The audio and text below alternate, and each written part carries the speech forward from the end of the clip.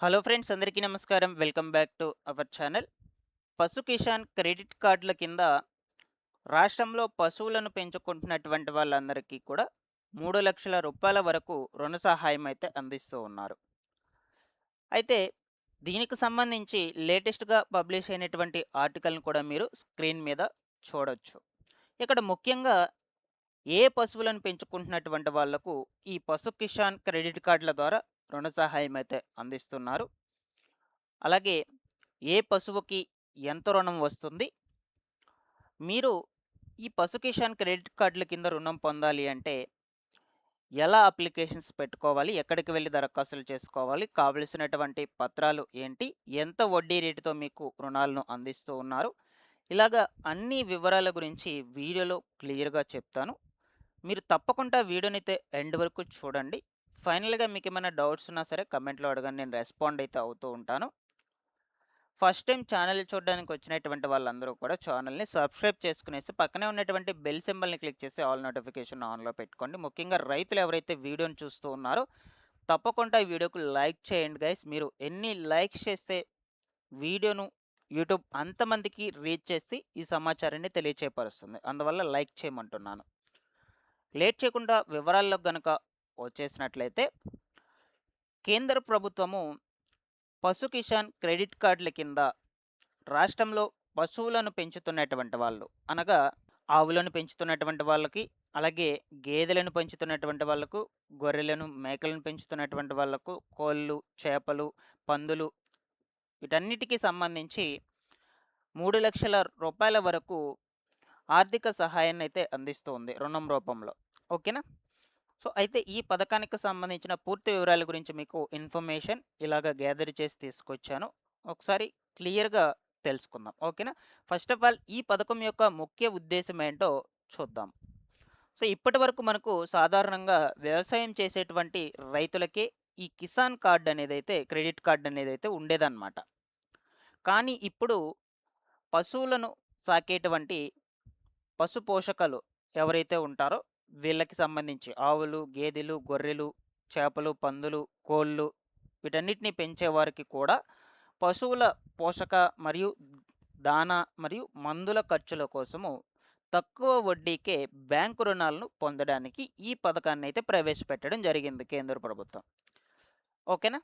So, మీకు ఇక్కడికి ఒక క్లారిటీ వచ్చిందని అనుకుంటున్నాను. ఈ రుణం పొందాలి అంటే ఖచ్చితంగా మీరు ఆవులైనా పెంచుతూ ఉండాలి, గేదెలనైనా పెంచుతూ ఉండాలి, గొర్రెలనైనా పెంచుతూ ఉండాలి, లేదా మేకలనైనా పెంచుతూ ఉండాలి, కోళ్ళు, చేపలు, పందులు వీటిలో వేటినైనా మీరు పెంచుతూ ఉంటే ఈ 3,00,000 వచ్చేటువంటి రుణాన్ని మీరు దరఖాస్తులు చేసుకొని పొందవచ్చనమాట. సో, ఫర్ ఎగ్జాంపుల్‌గా ఇక్కడ చూడొచ్చు.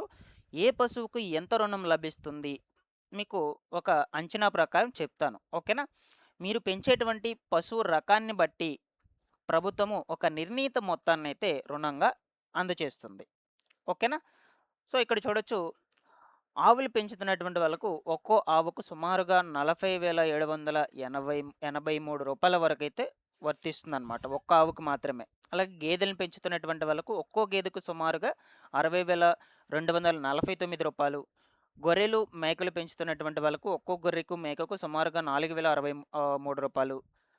అలాగే కోళ్ళు లేయర్స్ ఒక్కో పక్షికి సుమారుగా రూ. 720 వరకు. చేపలు, అలాగే పందులు వీటికి కూడా ప్రత్యేక రుణ పరిమితులనేటువంటివి అయితే ఉంటాయన్నమాట. ఒక వ్యక్తికి గరిష్టంగా రూ. 3,00,000 వరకు రుణమైతే పొందవచ్చు ఈ పశు కిసాన్ క్రెడిట్ కార్డుల పథకం కింద. ఓకేనా? సో, ఇక్కడికి క్లియరు. ఇకపోతే వడ్డీ రేట్లు మరియు రాయితీ గురించైతే తెలుసుకుందాం ఇప్పుడు. సో, మీకు రూ. 3,00,000 వరకు రుణమైతే అందుతుంది. అక్కడి వరకు బాగుంది. సో, అయితే ఎంత వడ్డీ రేటుతో మీకు ఈ రుణాలను అందిస్తూ ఉన్నారు? ఆ వివరాల గురించి చూద్దామండి.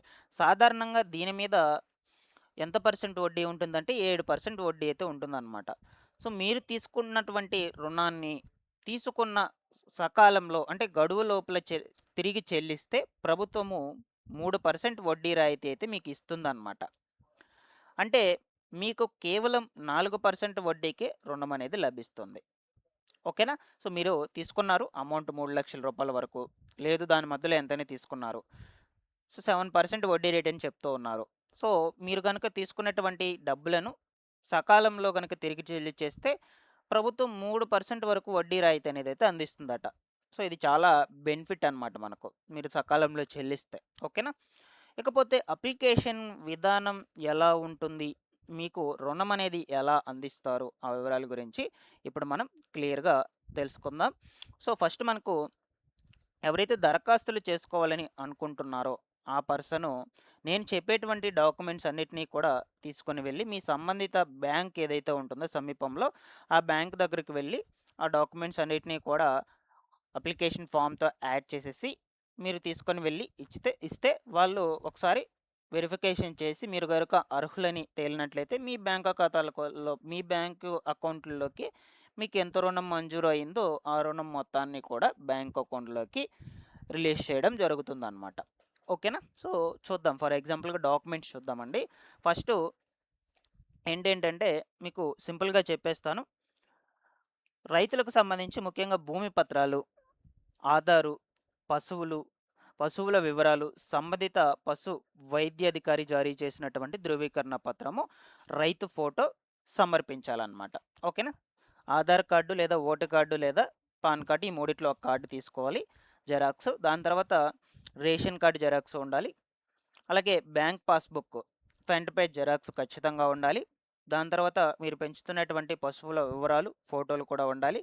దాని తర్వాత పశు వైద్యుడి ధృవీకరణం. పశువుల ఆరోగ్యం గుర్తించి స్థానిక పశు వైద్యుడి సంతకం ఉన్నటువంటి పత్రం అనమాట. వీటన్నిటిని కూడా అప్లికేషన్ ఫామ్‌తో యాడ్ చేయాలి.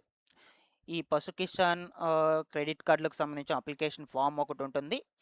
ఆ ఫామ్‌ని తీసుకొని మీరు ఆ ఫామ్‌ని ఫిల్ చేసుకొని సో, అది ఒక 4, 5 పేజెస్ అయితే ఉందనమాట. నేను చూసాను ఆల్రెడీ. ఆ 4, 5 పేజెస్‌ని ఫిల్ చేసి ఈ డాక్యుమెంట్స్ అన్నిటిని కూడా యాడ్ చేసి మీరు మీ సంబంధిత సమీపంలో ఉన్నటువంటి బ్యాంకుకి వెళ్ళి అప్లై చేసుకున్నట్లయితే మీకు రావాల్సినటువంటి రుణ సహాయం అనేదైతే వస్తుందన్నమాట. ఓకేనా? సో, అదే ఇక్కడ చెప్తున్నారు. మీ దగ్గరలోని పశు వైద్యుడు వెటర్నరీ డాక్టర్‌ను సంప్రదించి దరఖాస్తు ఫామ్ తీసుకోండి. పైన చెప్పిన పత్రాలను జత చేసి దరఖాస్తులో నింపండి. మీ దరఖాస్తును పశు వైద్యాధికారికి ధృవీకరించిన సంబంధిత బ్యాంకుకైతే పంపుతారనమాట. దాని తర్వాత బ్యాంక్ అధికారులు పరిశీలించి మీ పశు కిసాన్ క్రెడిట్ కార్డులు జారీ చేస్తారు. సో, దాని తర్వాత మీకు రుణం అనేదైతే వస్తుంది. సో, ఇక్కడ రూ. 1,60,000 వరకు రుణానికి ఎటువంటి తనఖా కూడా అవసరం లేదనైతే అంటున్నారు. అంతకంటే ఎక్కువ రుణం అయినట్లయితే సో, ఈ యొక్క సెక్యూరిటీ అవసరమైతే ఉంటుందని చెప్తూ ఉన్నారు గైస్. ఇలాగా రాష్ట్రంలో పశువులు పెంచుతున్నటువంటి వాళ్ళందరికీ కూడా ఇదొక మంచి అవకాశంగా చెప్పుకోవచ్చు. సో, తప్పకుండా అప్లికేషన్స్ పెట్టుకోండి. నేను క్లారిటీగా చెప్పాను డాక్యుమెంట్స్ ఏమేమి కావాలి, ఎలా అప్లికేషన్స్ పెట్టుకోవాలని. సో, ఈ యొక్క పథకం మన 2 తెలుగు రాష్ట్రాల వారికి ఏపీ వాళ్ళకి, తెలంగాణ వాళ్ళకి ఇద్దరికీ కూడా వర్తిస్తుంది. సో, మీకు ఏమన్నా డౌట్స్ ఉన్నా కూడా కమెంట్‌లో అడగండి. నేను రెస్పాండ్ అయితే అవుతూ ఉంటాను guys. Thanks for watching this one. ఇటువంటి లేటెస్ట్ ఇన్ఫర్మేషన్ కోసం ఛానెల్‌ని రెగ్యులర్‌గా అయితే ఫాలో అప్ చేస్తూ ఉండండి.